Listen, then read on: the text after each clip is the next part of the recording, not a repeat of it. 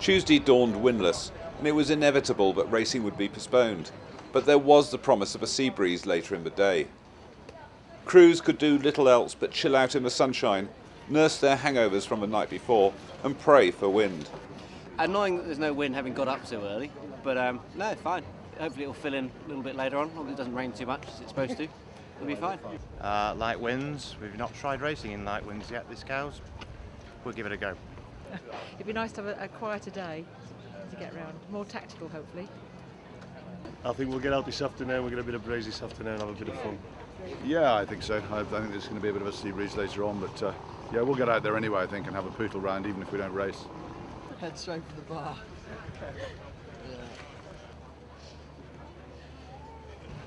When the double AP was replaced by a single one, crews went afloat, but the wind still failed to materialise, and the SB3s tied one behind the other off the squadron and attempted to create the longest SB3 chain ever recorded.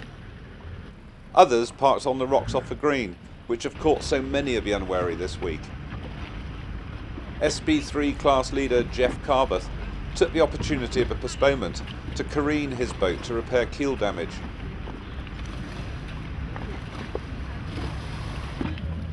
Is this what it's all about? Hanging off the side of the boat? Eventually, the squadron signalled that the barge line would also be used for the dayboat fleets, and a start for the SB3s got away on the squadron line. But just before their starting gun, the squadron signalled another postponement, as the wind again disappeared. When the wind did return, another start was attempted, only for there to be a general recall. At the third attempt, under a black flag, the fleet did get away. At least most of them did, leaving these two locked in an unusual embrace. The wind was light at the start, but later it increased to give great planing conditions, as the SB3s enjoyed a cross-solent reaching leg, which was ideal for their asymmetric spinnaker.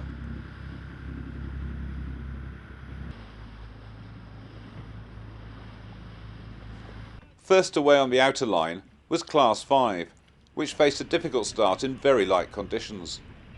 Some chose to approach the line from the windward side, swooping down on the tide to take their position at the outer end.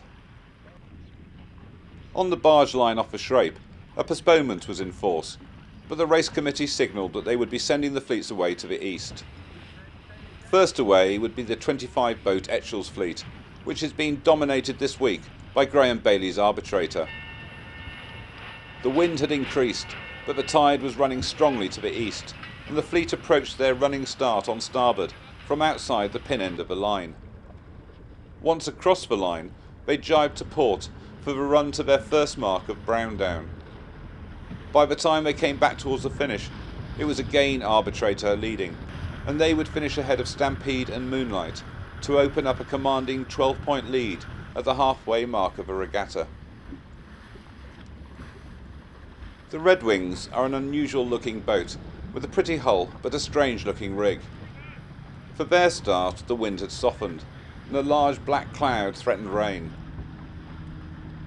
With no spinnaker, these aren't the quickest or most interesting boats downwind. They had a 2.5-hour race in the Eastern Solent in variable and shifty conditions.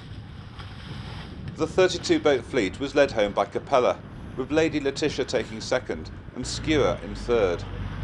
The combined start for the Sunbeams and Mermaids was postponed at their 1-minute gun when the large sailing ship J.R. Tolkien upped anchor and motored across their path. The Mermaids hail from Seaview, and each boat has a different hull colour, so they make a colourful sight sailing on the Solent. This fleet has 15 boats sailing in this year's Cows Week. At the next attempt at a start, the wind dropped and shifted almost 90 degrees, which caught many boats outside the pin end. The Solent Sunbeams are based in Itchenor, and these 26-foot dayboats all have names ending in Y. 18 are sailing here this week. We caught up with the Sunbeams as they beat west from the Eastern Solent. The class was won today by U12 Amethyst, with Dragonfly taking second place and number 3 Hallett coming in third at the end of their 7.5-mile race. At the halfway stage of the regatta, Danny is leading the Sunbeams, while Sheen and Dragonfly are tying for the lead in the Mermaids.